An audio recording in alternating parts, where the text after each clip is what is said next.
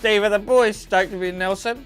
Yeah, it was a long fight, but the boys are happy to be here. One fight I can't believe we'd be talking about is the Prime Minister's flight to Nauru. It's pretty baffling that some people would question the validity of a second trip considering she has a newborn. We're basically asking, should a woman with a baby be able to have a job? Better bloody offset the carbon emissions though. In a grueling tournament like this, do you worry about player burnout? The only burnout I've been concerned with is these people in America burning their Nikes. The Colin Kaepernick campaign is a real triumph. What a way to stand up to the emergence of reactionary, intolerant thinking in the United States. You know, as encapsulated by the creeping autocratic mindset in the White House. It also just seems like a massive waste of shoes to me. I mean, I'd never burn a pair of runners. Los Pumas pose a new challenge this week, Steve. How do you approach that?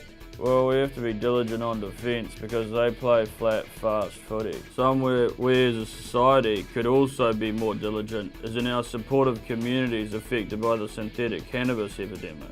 The government's lack of interest seems to place less value on people living in our most vulnerable communities. They'll argue that more cops on the streets might help.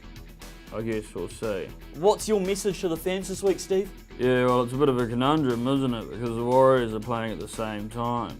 Not to say that we'll definitely beat Los Pumas. We're not going to be knocked out of the tournament. It's do or die for the NRL boys, so I'd call on all sports fans across the country to get behind the Wawas. For too long, the rugby union elitists have looked down on the blue-collar rugby league community. We need to come together as one and get the boys to the grand final. One of our media guys will chuck the highlights on YouTube. All my Sky Our game. #Let'sGoOnWarriors.